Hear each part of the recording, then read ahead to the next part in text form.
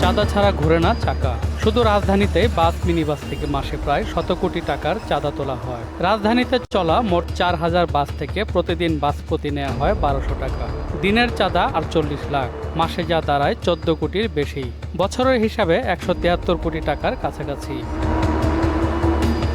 কারা নেয়, কেন নেয় এই চাঁদা, আর তা না দিলে গাড়ি ভাঙচুরের পাশাপাশি মারধরও করা হয় বলে জানিয়েছেন বাস চালক হেল্পাররা। ঝামেলা তো অবশ্যই করে, কম আর বেশি এই আর কি। এখন এগুলো তো আপনাদের সামনে এইভাবে বলা যাবে না। রাস্তায় খরচ আছে আপনার 1200। সিটি কর্পোরেশন চান্দা জিপি সবই দেওয়া হয়। ধানমন্ডি 32 নাম্বার, কলাবাগান, তারপর মডার্নের মোচরটা, 0 পয়েন্টে এই সব জায়গায় মাঝে মধ্যে দাঁড়াইবেন, দেখবেন অগস্তিন পাট। পুলিশ আড্ডা এলে 200, 300, 500 টাকা দিতে হয়। চাঁদা তোলার জন্য রীতিমতো বেতনভুক্ত লাঠিয়াল বাহিনীও রাখা হচ্ছে। আমরা ডিউটি করতেছি সড়ক পরিবহন মালিক সমিতির, আমরা যানজট নিরসনের ট্রাফিকের সহকারী। রিক্সা, হোন্ডা এইগুলো আমরা মেনটেন করি, আমরা বেতনভুক্ত। ওয়ালটন ফ্রিজ কিনে অনেকের মতো আপনিও হয়ে যেতে পারেন মিলেনিয়াল। সেরা পণ্যের সেরা অফার। চাঁদাবাজির কথা স্বীকারও করে নিলেন পরিবহন মালিক সমিতির এই নেতা। বলেন, সরকার নির্ধারিত চাঁদাই তারা আদায় করেন।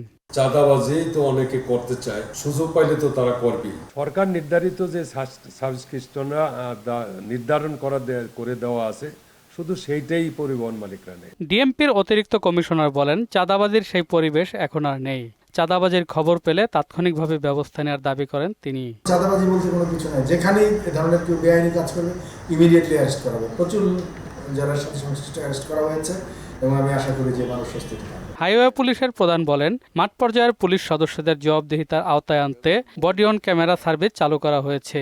এ ক্যামেরার মাধ্যমে সার্বক্ষণিক তারা নজরদারিতে থাকেন। কোনো ধরনের কোনো পুলিশ সদস্যের কোনো ব্যত্যয়, অনিয়ম বা কোনো ধরনের শৃঙ্খলা পরিপন্থী অপেশাদার সুলভ কাজের কিন্তু আমরা স্পেয়ার করি না, বাংলাদেশ পুলিশ করা হয় না। কোনো টিমই, কোনো ইনচার্জই যে দায়িত্বগুলো তারা পালন করে সেগুলো বডি অন ক্যামেরার বাইরে হবে না। হাইওয়ে পুলিশ সদস্যদের নজরদারিতে রাখলেও রাস্তায় আরও অনেক সংস্থা কাজ করেন বলে জানান হাইওয়ে পুলিশ প্রধান। বলেন, একদিনে সব নিয়ন্ত্রণ করা সম্ভব নয়, এর জন্য সময় প্রয়োজন। আমাদের সাথে অনেক অংশীজন রয়েছেন।